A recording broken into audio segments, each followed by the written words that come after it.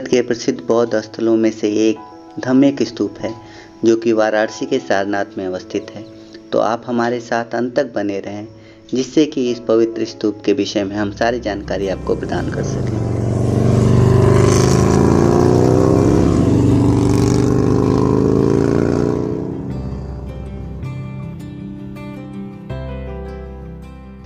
Hello दोस्तों, एक घुमक्कड़ की डायरी में आपका एक बार फिर से स्वागत है।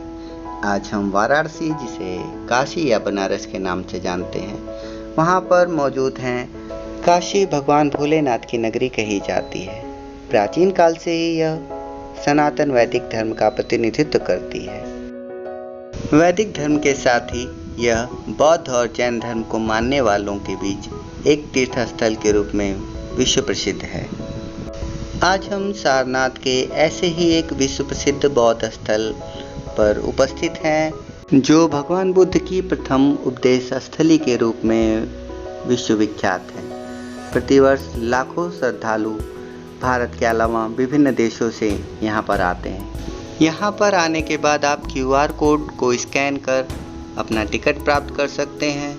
इसके अलावा यहाँ पर म्यूजियम भी है, जिसका टिकट आप इसी QR कोड के माध्यम से प्राप्त कर सकते हैं। आगे बढ़ने के साथ यह जरूरी है कि आप हमारे चैनल को सब्सक्राइब, लाइक और अपने दोस्तों के साथ शेयर जरूर करें। सारनाथ वाराणसी रेलवे स्टेशन से लगभग 13 किलोमीटर दूर स्थित है। ज्ञान प्राप्ति के पश्चात भगवान बुद्ध ने सर्वप्रथम इसी जगह पर अपना प्रथम उपदेश दिया था, जिसे बौद्ध धर्म में धर्मचक्र प्रवर्तन का नाम दिया जाता है। प्राचीन काल में इसका नाम ऋषिपत्तन या मृगदाय था। सारंगनाथ ऋषि की तपस्थली होने के कारण इसका नाम सारनाथ पड़ गया।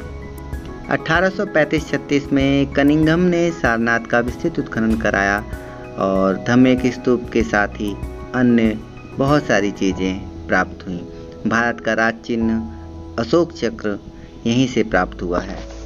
बुद्ध के जीवन काल में उनके बहुत सारे अनुयायी थे। बुद्ध की मृत्यु के पश्चात तत्कालीन महाजनपदों में से 8 प्रमुख महाजनपदों ने बुद्ध की अस्थियों को आपस में विभाजित कर लिया और उस पर स्तूप बनाए। कालांतर में सम्राट अशोक ने इनमें से 7 स्थानों की अस्थियों को एकत्रित कर सारनाथ में विशाल स्तूप का निर्माण करवाया। यह धर्मराज का स्तूप है, जिसका निर्माण सम्राट अशोक द्वारा कराया गया था।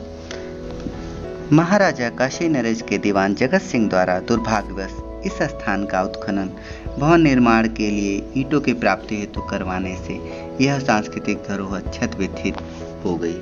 खुदाई के समय संगमरमर के पात्र में प्राप्त हड्डियों को बिना महत्व का समझते हुए गंगा में फेंक दिया गया। उसी समय प्राप्त सोने के बर्तन व रत्न कलकत्ता संग्रहालय में आज भी संरक्षित हैं।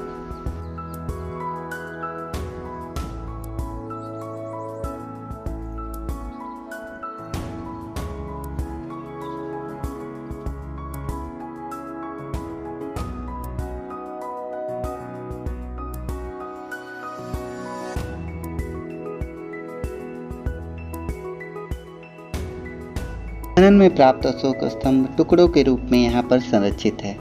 अशोक स्तंभ की ऊंचाई प्रारंभ में 55 फुट थी। स्तंभ का ऊपरी सिरा, जो भारत के राज चिन्ह के रूप में लिया गया है, सारनाथ के म्यूजियम में संग्रहित है। इस स्तंभ में ब्राह्मी लिपि, कुषाण काल और गुप्तकालीन अभिलेख उत्कीर्ण हैं। तत्र तत्र बिखरे पड़े यह खंडहर दर्शाते हैं कि कभी यह स्थान जनसामान्य और बौद्ध भिक्षुओं के बीच बौद्ध धर्म के आस्था के केंद्र के रूप में प्रसिद्ध था, जिसे मोहम्मद गौरी द्वारा नष्ट कर दिया गया। मूलगन कुटी विहार संभवतः भगवान बुद्ध के ध्यान साधना स्थल पर निर्मित एक विशाल मंदिर था। चीनी यात्री ह्वेनसांग के अनुसार 61 मीटर ऊंचे इस भव्य मंदिर के मध्य में भगवान बुद्ध की सोने की मूर्ति स्थापित की गई थी। यह धम्मेक स्तूप है। धम्मेक शब्द की उत्पत्ति संस्कृत के धर्मज्ञ शब्द से हुई है।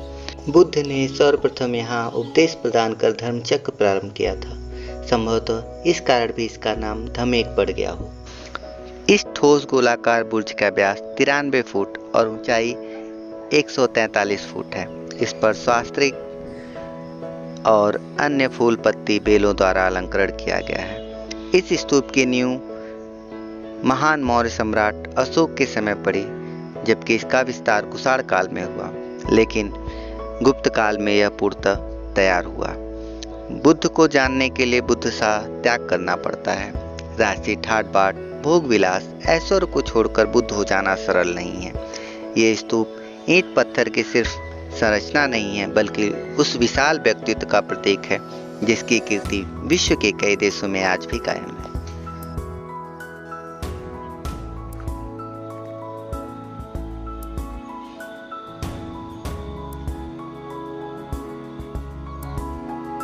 इस पवित्र स्थल के समीप ही मूल गंगकुटी विहार मंदिर स्थित है। यह मंदिर बौद्ध धर्म के 3 महत्वपूर्ण स्तंभों बुद्ध, धम्म और संघ की संकल्पना को आपके समक्ष प्रस्तुत कर देता है। इस मंदिर के अंदर प्रवेश करते ही सिद्धार्थ से बुद्ध और बुद्ध से बोधिसत्व तक की यात्रा आपके सामने प्रत्यक्ष हो जाती है। इस मंदिर की दीवारों पर भगवान बुद्ध के जीवन काल से संबंधित विभिन्न पहलुओं को चित्रित किया गया है। ऐसे पहलू जिनको जाने बिना वर्तमान में बुद्ध और बौद्ध धर्म की प्रासंगिकता क्या है, इसको हम नहीं समझ सकते। सांसारिक सुखों का त्याग करते हुए सत्य की खोज में लीन सिद्धार्थ बुद्ध बन गए। जीवन मरण के चक्र से मुक्त होने का ज्ञान स्वयं अपने तक सीमित न रख इसे जनसाधारण तक पहुंचाने की इच्छा शक्ति और सामर्थ्य बुद्ध के अलावा अन्य किसी में नहीं हो सकता। जीवन मरण के चक्र से मुक्त होने का अधिकार जितना एक सन्यासी को है, उतना ही एक गृहस्थ व्यक्ति को भी है। यह सर्वप्रथम बुद्ध ने बताया। जाति पाति भेदभाव से परे प्रत्येक व्यक्ति को मोक्ष प्राप्त करने का अधिकार है, यह सर्वप्रथम बुद्ध ने बताया। सांसारिक दुखों के मूल तृष्णा को त्याग कर हम जीवन मरण के चक्र से मुक्त हो सकते हैं, यह सर्वप्रथम बुद्ध ने ही जन सामान्य तक पहुंचाया। अष्टांगिक मार्गों के उपयोग से सहज ही हम अपने लक्ष्य को प्राप्त कर सकते हैं। आज जब विश्व में हिंसा का बोलबाला है और लोग अपने स्वार्थों से वशीभूत हैं, तो बुद्ध द्वारा सुझाए गए सत्य, अहिंसा, अपरिग्रह, अस्तेय व ब्रह्मचर्य जैसे मार्ग ही हमें जन कल्याण, समाज कल्याण की तरफ ले जा सकते हैं। इस वीडियो में बस इतना ही। यदि आपको हमारा कंटेंट पसंद आता है तो कृपया हमें लाइक, सब्सक्राइब और अपने मित्रों के साथ शेयर जरूर करें। जन सामान्य के कल्याण और विश्व शांति की कामना के साथ हम आपसे विदा चाहते हैं। धन्यवाद।